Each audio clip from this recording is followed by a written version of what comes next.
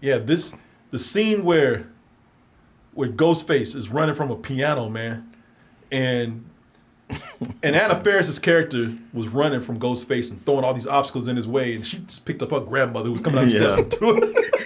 And then she pushed the piano while Ghostface and her grandmother were at the bottom of the stairs, and I laughed so hard at that.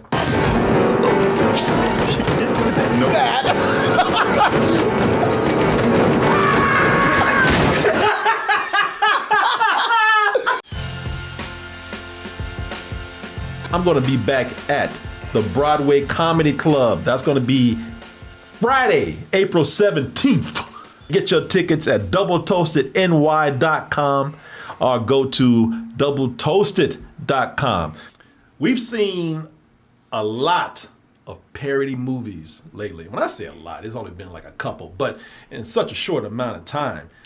And we've seen enough to kind of see what works for us and what doesn't. Because one of these parodies was damn near perfect. I am declaring war on anybody who sells drugs in our community. I sell drugs in the community.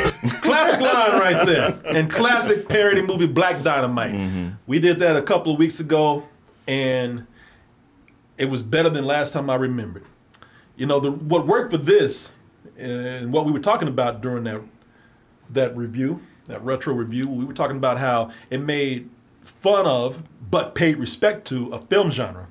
And it focused on making fun of the format and the style of filmmaking, while also just paying homage to it, instead of relying on references to current trends that are out there or popular things at the time, which it doesn't always age well.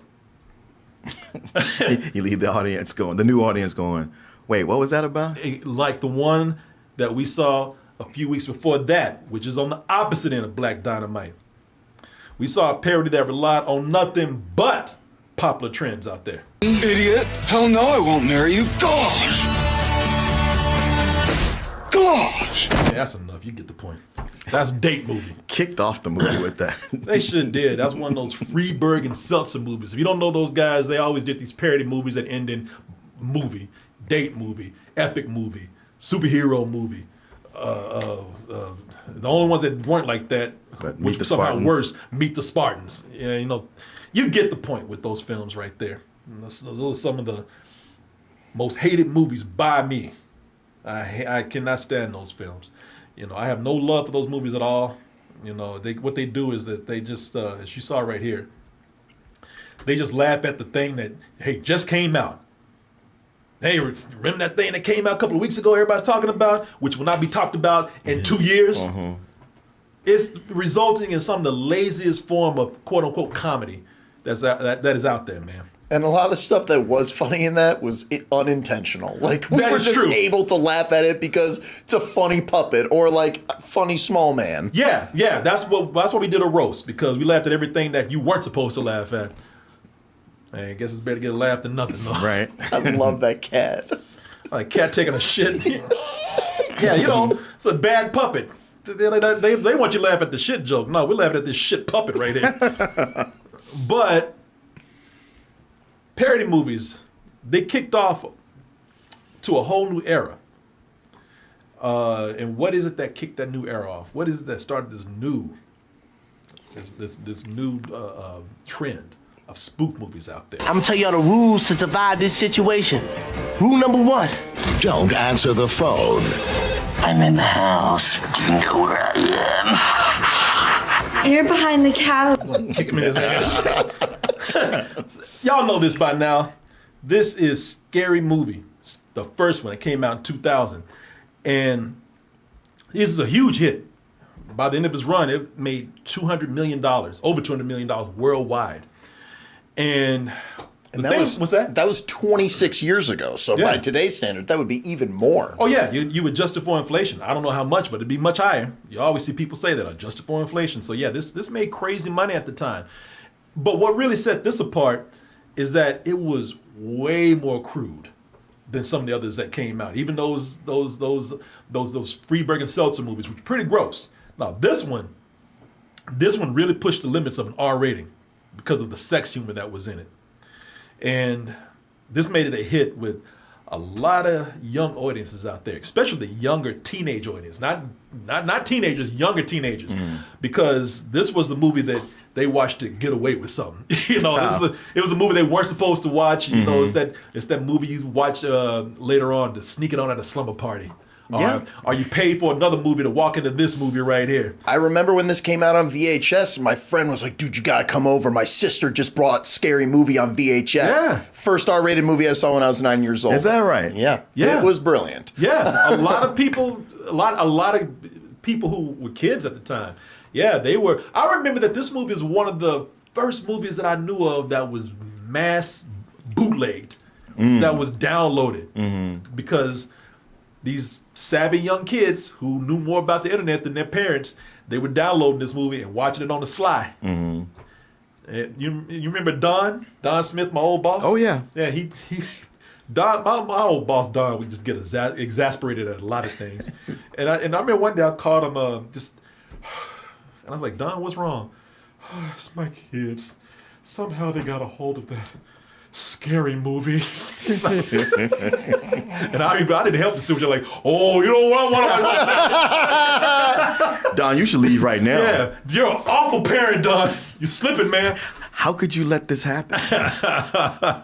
Yeah, man. But it also relied at the time on a lot of now old references. And with the new Scary Movie that's coming out, how does this hold up? Because I haven't seen this in over 10 years. I haven't seen this probably since the early 2000s. Right. It's been a good while. I mean, Yeah. I feel like the most shocking thing about this movie is that it was funny, because it did not seem like it would be, and it was. Well, we'll see about that, because I don't know. You know, holding up over all these years, I'm the hardest one on these spoof movies right here, because I've been through it with that Freeberg and Seltzer. They made me extra sensitive. So let's go ahead and get into it and see. These two gentlemen here seem to like it. How do I feel about this? That's what really matters, right? Yeah. And do we care? Let's go. Well, I can answer that right now. No, no, y'all don't care. Y'all don't care since we started this whole thing. When have you ever cared? There's no surprise. So this is really a spoof of two movies, Scream and I Know What You Did Last Summer. And both of those are by Kevin Williamson. The scripts are by Kevin Williamson, who kind of created this whole new trend of late 90s and I guess early 2000s horror movies. Yeah. Slashers. Slasher, yeah, a new age of slasher movies. A lot of even Dawson's Creek with the writing that was, where the teenagers were smart. Yeah. He did a lot of writing for teenage characters, where the teenage characters were, if they were stupid, it was because it served some sort of plot. Mm-hmm. But most of the time, the characters were pretty clever. They were, memorable. They were smart, and he applied that to the slasher genre too, until that got out of control later on. Yeah. Which, you have this spoof right here. Yeah, you can't keep it up forever. Yeah, it was. Yeah. It was rife for spoofing. Yeah, yes, it was. So, for the first few seconds of this movie, I did laugh. And I laughed because, I don't know if this was done on purpose or not, but that Ghostface voice had me laughing, man. He sounded like Andy Dick at first, I thought. Yeah, no, that voice sounded crazy. Hello? Wanna have a little fun? Man, that sounds like a chain-smoking old woman. Yeah, right? Darling, you want to have a little fun? Go to the store and pick Auntie up some cigarettes. Like that. I was like, now I'm going to say that they probably made that funny on purpose. So I did laugh at that. But it wastes no time getting into what I thought were age references and crude humor. Because it opens up with the It Girl that you just saw right there, Carmen Electra. Mm-hmm. She was everywhere back at that time. She was that It Girl that people were putting in there because she was fine as hell and everybody was talking about her, and she, was guaranteed to give boys a hard on immediately, so. Hey, it worked. In That's all where they had medias, it. comic books, video games, movies, you name it, she was there. So it opens up with something that's kind of more popular at that time than it is now, and also opens up with, they don't waste no time putting a fart joke in there. What's that noise? Oops. I farted. I didn't think you would hear me. Girl, how can you not hear that? Big wet fart, too. And I'm like, here we go, man. Oh, hell. And I did laugh at some other jokes that were actually considered to be I don't know, you could argue that they are dated at the time. Or else my boyfriend's gonna be here any minute, and he's black and he'll kick your ass. Turn the porch lights on. First of all, Prince ain't black. At least not right there. That's a damn Puerto Rican or something. That ain't no black dude, all right? Doesn't look like him at all. No, not at all. Second of all, I mean, sure, I laugh, but am I laughing because I know it's Prince? With this work with younger people today, I would love to observe a room of young 20-somethings looking at this and seeing how they would react to that joke right there. So I'm already getting the feeling that this didn't age well. Well, I'll tell you, when I was rewatching this, that did not read to me as Prince. Like, I didn't even pick up on that. Really? Who'd you Not think it even was? with that symbol on there? Yeah, I just thought I mean, I was watching it on my phone because like I was at the show, but Who'd you think that was? I just thought that it was some other guy who wasn't her boyfriend. I just laughed. I was like, oh, guy looks funny. We got this Puerto Rican from Cirque du Soleil. Yeah, I was just like, what the fuck? Well, there you go. See, you laugh, but you see what I'm saying? You didn't even know it was Prince. Yeah. You know, so that's already kind of dated right there. And so now I'm looking at this and I'm thinking, I'm already getting the feeling, man, that we are in Friedberg and Seltzer territory. Except this is a little bit better. I mean, these guys are the worst. So this is not as low, but we're in that area.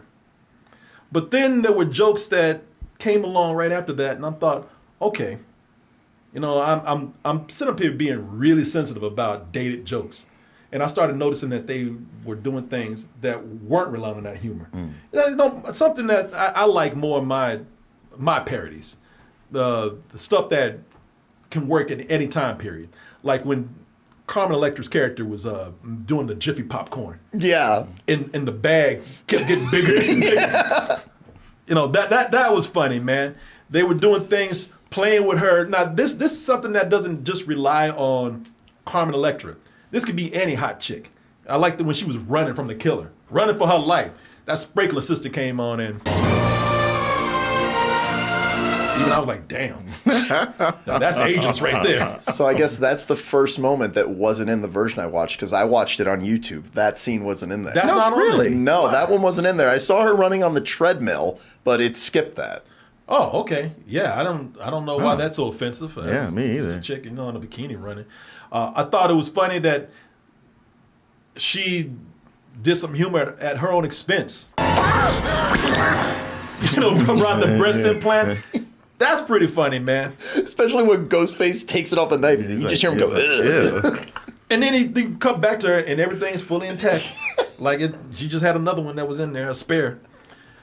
See, that kind of humor to me is why classics, like something we talked about last week, classics like Airplane, that's why that works. Because Airplane, it wasn't like picking specific movies. It just made fun of a subgenre. Disaster film. Sure. It made fun of the format. It wasn't taking like, hey, remember that movie where they did this specific thing? Well, this is also because it's centered on just two movies and not every slasher movie that came out. It stays focused. Yeah. But it's still centering on movies like Airplane. It's just, today you can look at it and not have to know anything about disaster movies or that trend at the time for this to work. Can you fly this plane and land it? Robert Hayes. Surely you can't be serious. I am serious. And don't call me Shirley. You know, it was silly humor. Yeah, silliness. But exactly. Even that film has some very specific references like that aren't like disaster movies. Like there's one scene where it turns into Saturday Night Fever. Oh, that's right. Oh, that's right. Yeah. Yeah, it goes on a whole aside with that. Yeah. And if you've never seen Saturday Night Fever, you don't know where this is coming from. That is very true. That is very true. Well, I stand corrected, sir. And I forgot about the Dennis Rodman / Prince joke, but I laughed pretty hard at that. Because even when he was described as a black guy went just like a woman, I was like, well, which one of the two of them are they talking about? Yeah, I forgot that he was in reference to Dennis Rodman. I forgot that whole thing. So you threw something there I didn't even remember. You know, man, there are things in here where I really started laughing hard because this is directed by Keenan Ivory Wayans, and of course, Keenan Ivory Wayans around. They bring his brothers in there. You got Marlon Wayans, Sean Wayans. So this is seen as a Wayans brothers production right here, and this I think at the time that they were doing this, Scary Movie was modernized also to reflect their sense of humor, because it seems like it's the best part. Some of the humor here, because they did a lot of the writing on this. Some of the best parts seems like it's a reflection of their show in living color. Right. Where you had all kind of people springboard from that, anywhere from Jennifer Lopez to Jamie Foxx to Jim Carrey. A lot of people came from that. And that show was very funny, man. And they had a lot of humor that extended from that show to here, because there was a lot of racial humor that actually worked in here and still kind of works today. See, that's that they did almost what Scary Movie was doing. I mean, I'm sorry, Scream. Yeah. Where Scream was making fun of the rules of horror movies. They actually kind of did that too in their own way, where black people, they don't want to be around because they're gonna be the first to die. Reporting live for Black TV. White folks are dead. We're getting the fuck out of here. Let's roll, Jack. Come on, back. Let's go, motherfucker. I love that. See, there's a lot of stuff that just had me I don't remember a lot of these things, man. And I just started laughing really hard. Sure. At a lot of these jokes that were catching me off guard. That whole thing now it's an old joke, but back then this worked. The whole thing of calling 911 and they'll rush out if it's a white woman.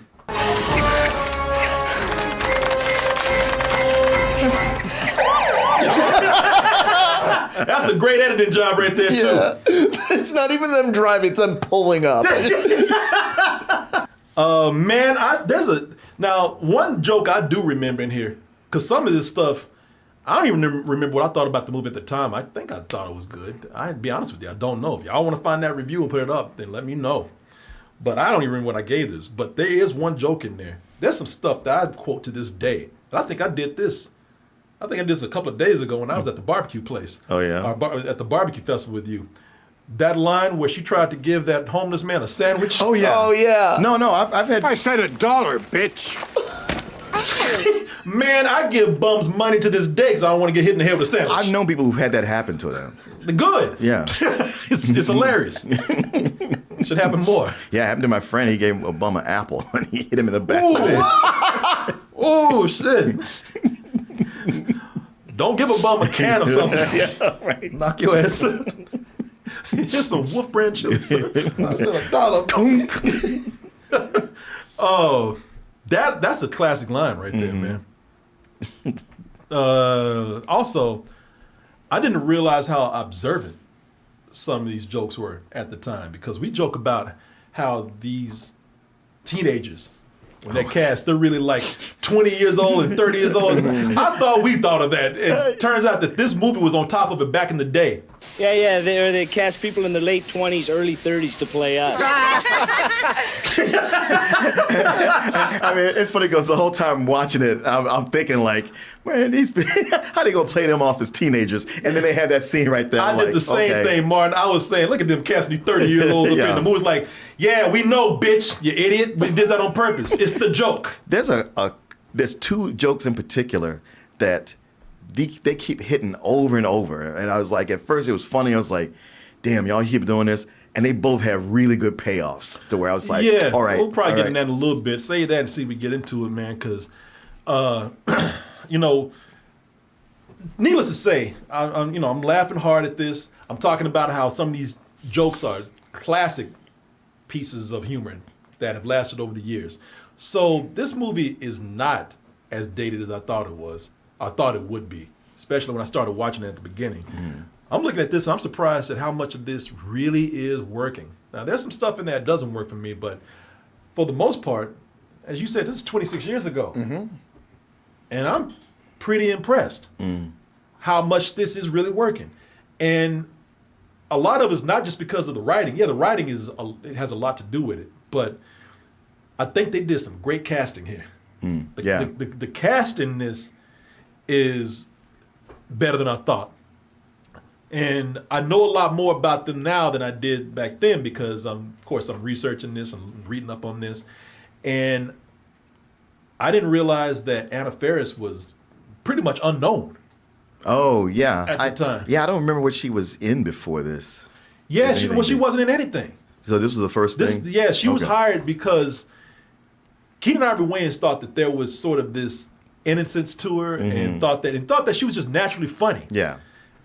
And she is, man. The thing that I like about her is that she's not just funny. She arms wide open embraces the silliness in this. She's like a funny little. You ever seen like a funny little kid? They're not doing anything too stupid for attention. They're actually genuinely funny. Yeah. But they're still kind of childlike in it. That's what she's like, man, because she does these drama scenes in here where she intentionally makes them bad, where she intentionally just overacts. We all seen the scene where somebody gets mad and they try to, they huff and puff out the scene, sometimes run away, and that person's like, please, no, wait, come back. And she sees not only how cliche that is, but how stupid it is now, and she just does something to just make it even sillier. I'm sorry if my complicated life is an inconvenience to your perfect existence. Cindy. Cindy. Bro, not like she's drunk. I love that, man. She's charming in this. Yeah. I can see why they actually chose her. They got another scene where she just makes fun of this other dramatic cliche where somebody's just yelling up in the sky, what do you want? Oh, yeah. What do you want? What are you waiting for? What are you waiting for? Big thing in I Know What You Did Last Summer, always with Jennifer Love Hewitt going, come on. Yeah, that's what she's doing. Yeah. And what are you waiting for? What are you waiting for, huh? What am I waiting for? What am I waiting for? What are you waiting for?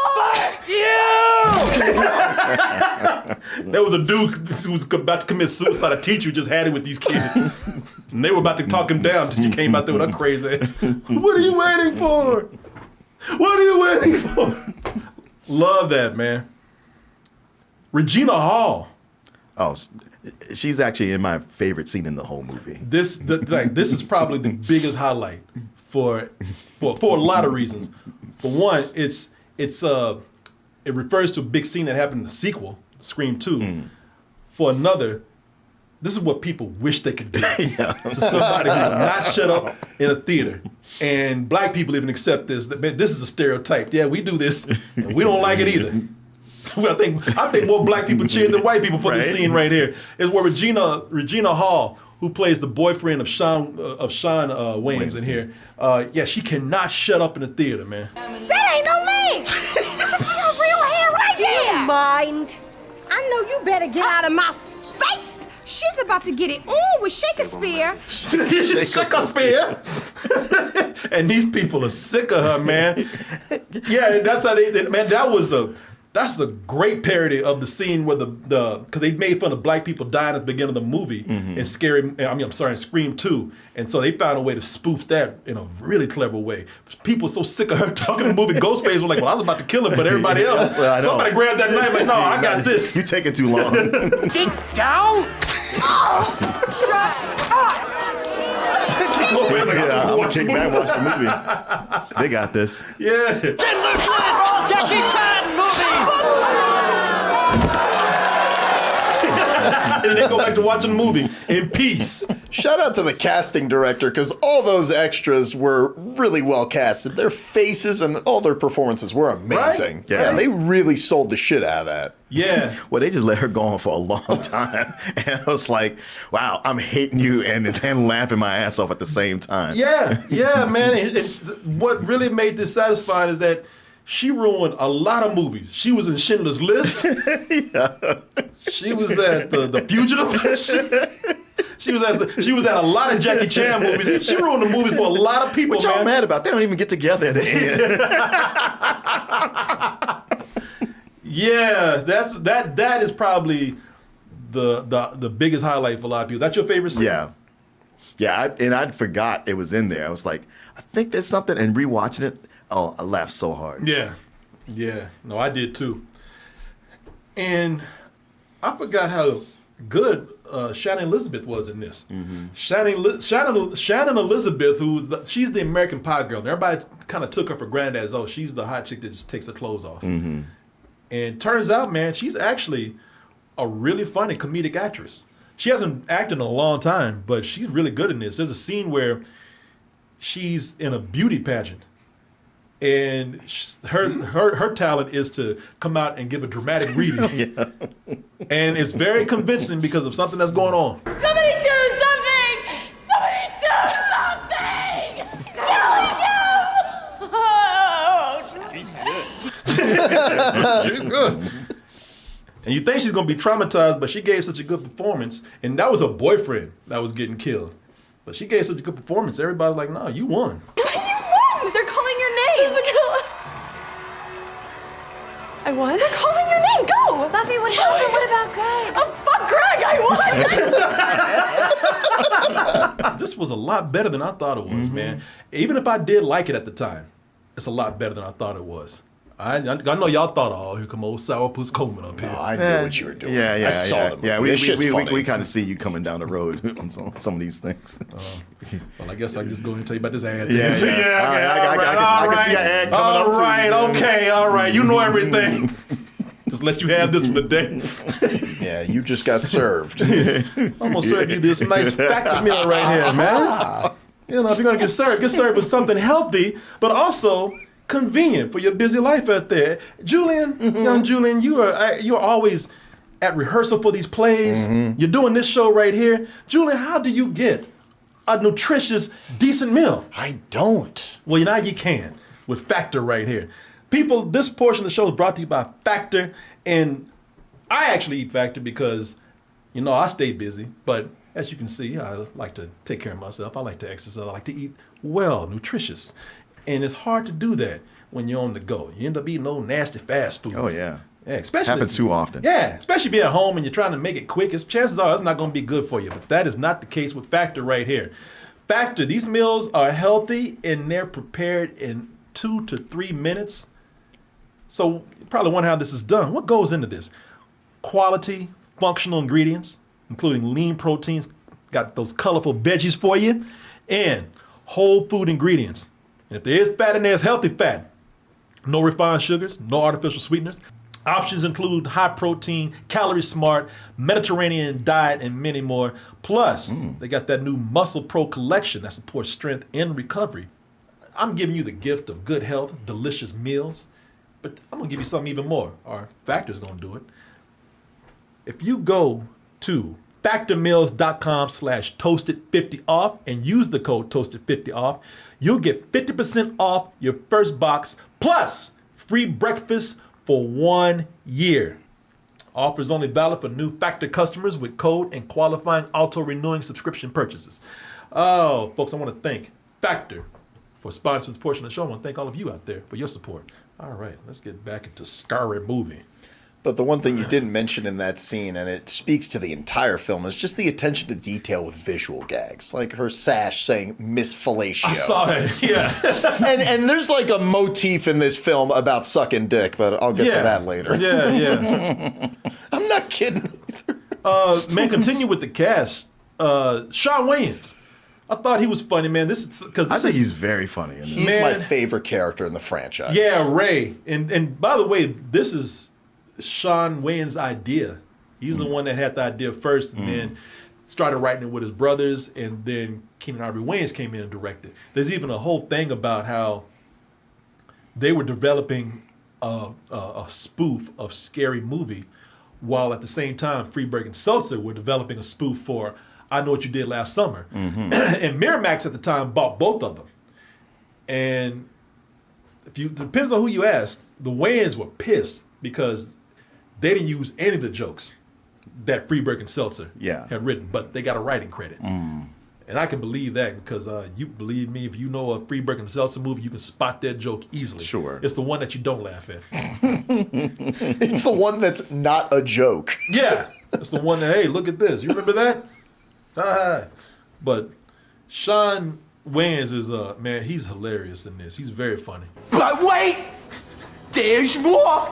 Hang on to your seat, baby, because this one's a screamer. I don't even know why he's doing that voice. I don't care. Well, it's the Matthew Lillard. Yeah, but Matthew Lillard even talk like that. But I don't care, man. That's funny. Yeah. I know he's doing the overacting thing Yeah. that Matthew Lillard does. And when I say overacting, I'm not saying he's bad. No, but at the end of Scream, that's what. Yeah. Yeah, in that moment, he's really chewing on the scenery. No, he is. He really is. With spit coming out of his mouth and everything. Looking crazy, looking feral. With that dumb bandage on his ear. Wait, baby, there's more. Now, I do have a critique of his character right here. They do a lot of gay jokes with him, and it did start out funny. Hey, yo, dog. Will this shirt make me look gay? Nah, man. What about now? Nah. Cool? Yeah. You know what's funny about that is that you see him with the shirt on right there, and the very next shot, he's wearing a different shirt. And I think they did that on purpose, man. I think that there's a lot of jokes that a lot of gay jokes that are just forced in there. That a lot of those jokes didn't appeal to me. Now I don't know if this is what you were talking about. It is what I'm talking about because I was exhausted by it. I was like, do they have to do this every time? And then there's a payoff that I almost choked when it got to that. Yeah, this whole time that he's been doing all this gay shit through the movie, and it does at a point. It's like, okay, enough, man, we get it, you know. And the jokes just get lamer and lamer. But then you realize, okay, they were leading up to something. That's right, Sidney. Oh, yeah. I'm gay. And in case you haven't noticed, so is Ray. What? I ain't gay. Yeah, that's the big reveal at the end of the movie, which doesn't make any sense, really. And then the joke at the end of that scene that is also a gay joke is pretty funny, I thought. Yeah, when somebody fell on him. Yeah. His ass was up in the air and he fell on him.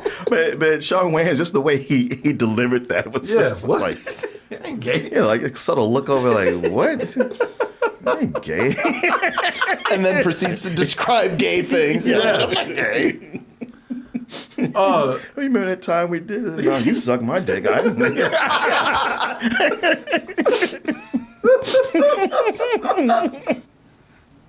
But you made love to me. No, ho. First of all, you suck my... Whatever, Ray. What the hell? What's going on here?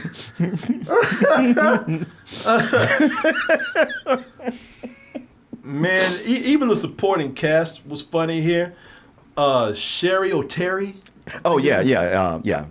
Gail Hailstorm. Yeah, Cherry O'Terry. Cherry O'Terry and Gail Hailstorm. Man, I thought that was a Sherry O'Terry. Yeah, Sherry O'Terry. Yeah. There's a real funny scene in there. Her character is a takeoff on the Courtney Cox character. Right. No, she's so funny in this. Oh no, she's hilarious in this. But there's one visual gag that I thought was pretty funny, and it's not anything too crazy outrageous. It's an innocent gag, man. But I thought that it was great because it was something that was in the background, and they played the joke out while the rest of the scene was going on. Kenny, get the camera ready. Here, hold my gum. About to try to juggling that gum, trying to catch it. I thought that was pretty funny, man. Also, the sheriff, Kurt Fuller. Some hilarious parts. Oh, that guy, that actor, he kind of steals the scenes that he's in, man, every time. And some of these jokes aren't even that funny, but he makes them funny. All right, just want you to look at some photos. Tell me what you think.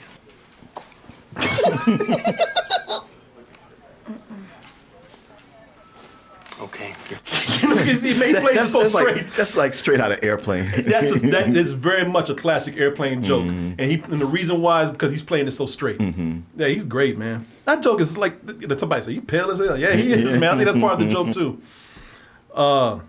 Man, I love Officer Doofy. Well, I love when him and Gail Weathers when she was trying to flirt with him. Oh, yeah, stuck in swing and she's like, okay. Oh, the fuck. He's a takeoff of the David Arquette character. Right. He was a dim character, man. I even felt kind of wrong because I felt that too. Like I was like, oh man, if David Arquette sees this, how's he gonna be like?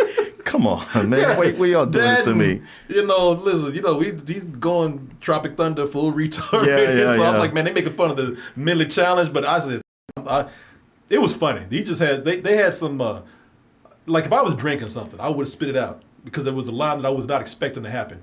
Hey, Terry, smell my finger. Oh, what the hell is that? My ass.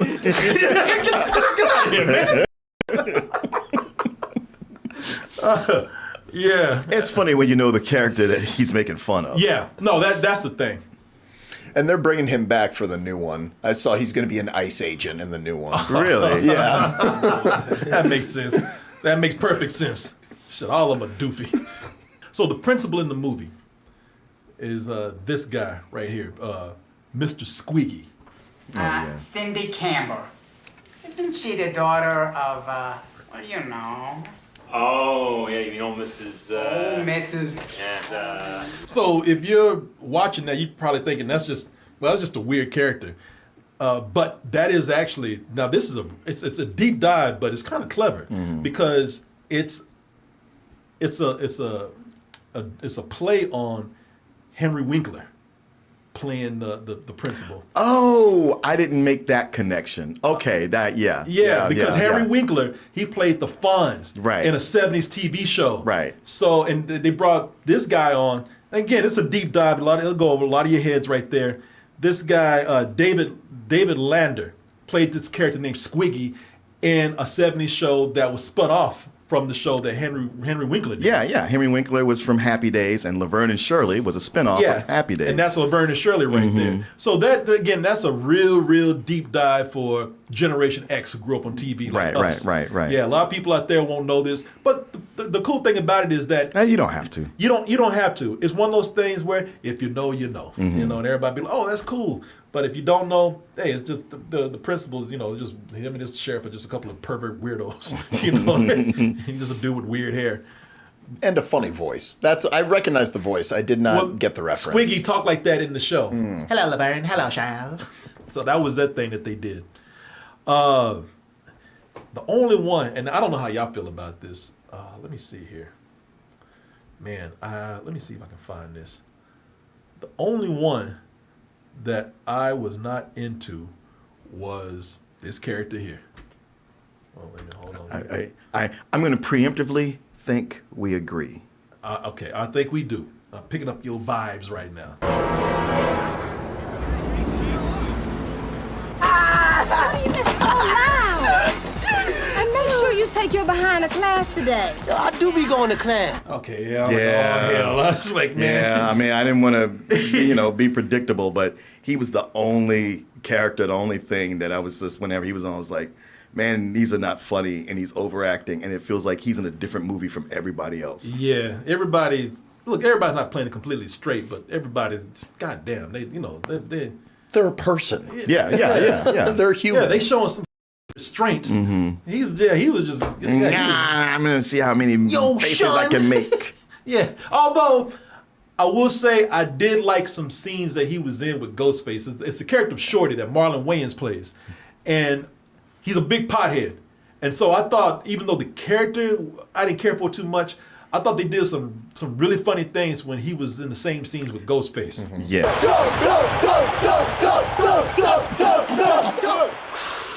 This is good shit. I thought that was cool that they pretty clever. They played with the face. Yeah. And what comes after this with the freestyle rapping, I thought was funny. See if I can. Yeah, that was very funny. And that's a very iconic scene because it's making fun of that one commercial, but also like the way that they changed the mask there. That is now a mask that they sell in stores with the tongue coming out. Yeah. I'm gonna slash and gash, cut another hole in your ass. Peace. Yo. Doing the hip hop hands so much he killed everybody in the room, and I thought that was funny. And them smoking out of a fish tank was pretty hilarious. Yeah, no, it was, man.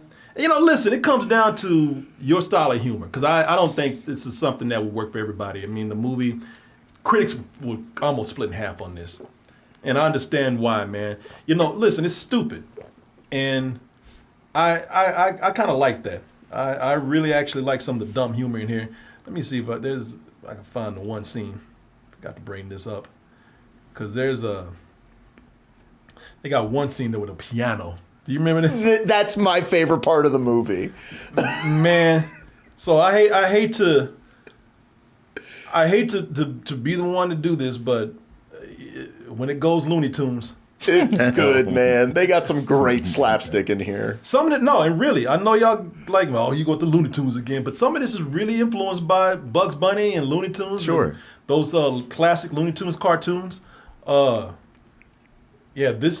scene where Ghostface is running from a piano, man, and Anna Faris's character was running from Ghostface and throwing all these obstacles in his way, and she just picked up her grandmother who was coming down the steps and threw it. And then she pushed the piano while Ghostface and her grandmother were at the bottom of the stairs, and I laughed so hard at that.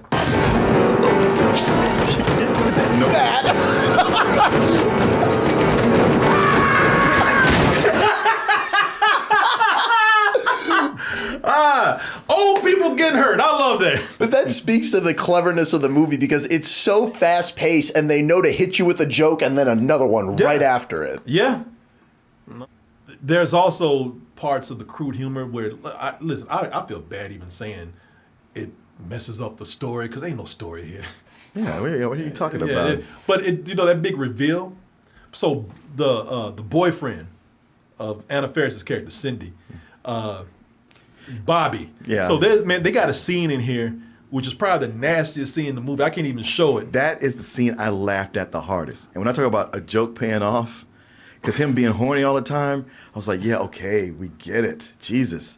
Oh, yeah. But when it came down to it, I was like, oh, wow. They talk about a payoff. Oh, he had an orgasm so hard, it sucked the moisture out of all of his body. He turned into a mummy. It shriveled him up. But the way it blasted her to the ceiling. Yeah. I couldn't stop laughing at that. I every so often I think about that. Yeah, that happened. But then again, he had this huge orgasm having sex with Cindy, but then at the end of the movie, he's like, but I'm gay. You know, like, oh, okay. Yeah, I was like, okay, none of this makes sense. Yeah.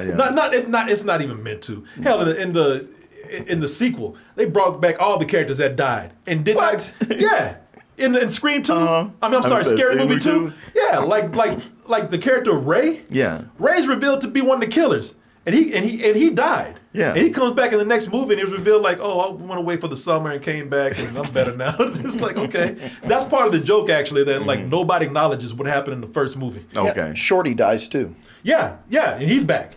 Because I remember one of the lines, he was like, yo, my dukes, she got me straight. So, yeah, man, But you bring up Bobby, who is, it's like he was the character that was there for the writers to just put out their love for oral sex because he is obsessed with it. Yeah. Well, but it was something that I thought was funny because, like, it was consistent with him throughout, and it feels authentic to the genre. I thought that was like, it's really stupid, but it's kind of clever. Billy Loomis was really horny. Oh, yeah. Climbing through the window and shit. He was also a killer, too. But did you notice when he climbed in through the window, there was a sign on the outside? Open always. Yeah, always open. You barely see it. Yeah. Let me see here. Man, I'm talking about the crude humor here. But let me see. There is one thing that did have me laughing. And to this day, I remember that scene, man, and I still laugh about it. I was laughing so hard at it. I was anticipating this scene in the film. And again, it's a reference to Scary Movie 2, and it's when Ray is in the bathroom and he hears that noise coming from the glory hole. Oh yeah. And first of all, the noise that was being made just made me laugh.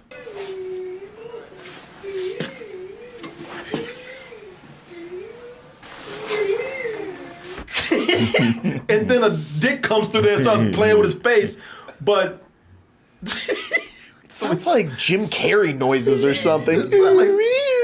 That sounds like a mentally ill person. I might be in there. Come here, Ray. But so if you remember in Scary Movie 2, oh, what's your name? Omar Epps. You mean Scream? No, Scream. Yes, in Scream 2.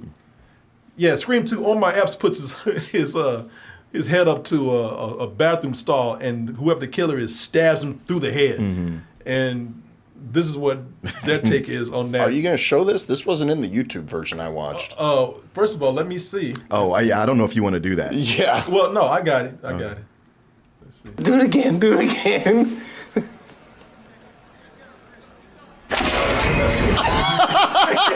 And people, the other end of that is a penis coming through his ear. I just thought it was so funny with a little bit. You see the penis, and it's just tickling his ear, and he's just loving it. Yeah, of course he's loving it. Do it again. Yeah, this part right here.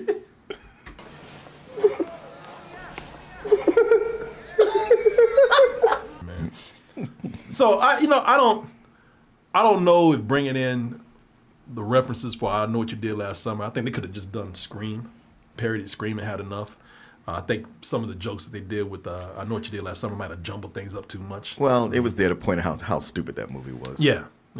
But, and to be fair, when they were making fun of it, it was elevating the stakes in the scene. I was surprised. I was like, all right, you're doing the movie thing. Plays into the storyline.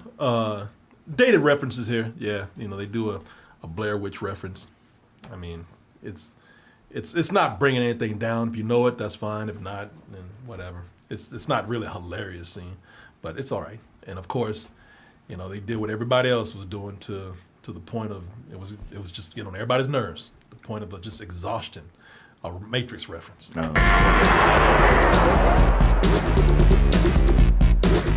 About 2000. A year later, people were sick of these references. Yeah, they were everywhere. So you don't get a lot of big laughs with that. And don't forget Usual Suspects. Yeah, they do at the end of the movie. But that was actually pretty funny. And that fight scene has some good parts, like where they throw each other and they're clearly on wires, or like there's a part where Ghostface hits him with a "oh yeah" type of thing. I thought was pretty funny. I mean, I was okay with it, except for the river dance part. Oh, because I was like, now that is way too dated for anybody to know what that is. And the blue screen is bad. It's so bad. Look at that. Well, I'm not trying to even defend that scene. The only way I can see it working is that, again, it's just a cartoon joke where it's ridiculous that she can stay up in the air. Yeah. People don't really have to know river dance. But I know why you are sick of it, because we were all sick of river dance at that point. Shit, river dance was such a big thing that in the middle of the night, you'd be watching TV, they do infomercials. selling VHS tapes of river dance. I don't want to watch this shit for an hour. Right. You don't want these river shoes? No, hell no. Maybe up somebody's ass. And there's a little sad cameo in here. You know which one? No. A little bittersweet thing that happens in here. Oh, yeah. James Van Der Beek. Yeah. Yeah, because Kevin Williamson was writing Dawson's Creek. Wasn't he Dawson? Yeah. Yeah. So there you go. Yeah, pretty sad right there, man. But, man, look, like I said, this isn't for everyone. And that's understandable. And it doesn't fully work for me all the way through. But, man, I this holds up better than I thought it would. Yeah, it did. Yeah. What would you give this today? I'd still give it a high matinee. I mean, honestly, I think for this to work for a lot of people, if they were to watch like the second one, you go or the third one, you come back and go like, oh, this one actually is this is top shelf right here. You know, it's funny. I'm glad you mentioned that. I went back and I randomly started watching the third one, and it's funny how this kind of set up stuff that they would go on to like continue in ways. Because the third movie starts with them doing dumb blonde jokes, which is also dated, but that's kind of how this starts. Yeah. So. I'd give this probably like a high full price. Like it is consistently funny. It's super fast paced, and it has that right length. Plus, it is a good length. It ends basically paying homage to you. Did you see The Stinger? No, I did not. This Doofy having a heart-to-heart with his vacuum cleaner. Oh, why did I miss that? Yeah, right after the credits. Oh, I can relate to that. That might have made this a full price movie for me right there. Yeah, I give it a matinee. I really liked it. I'm impressed at how much of the stuff still works, and I kind of like that they brought sort of that more classic Airplane type parody humor into the modern age, at least at the time, and it was interesting to see it infused with the Wayans brothers' sense of humor. Yeah. Yeah. So overall, I was impressed by this. So there you go, folks. Still holds up, at least from my point of view. Well, would you look at that? You made it to the end of the video. That means you really like us. So just go ahead and press that like button and subscribe while you're at it. And check out our other channels, our social media like Instagram, TikTok, and our Patreon, where we have new stuff coming up all the time. And we'll see you on the next video.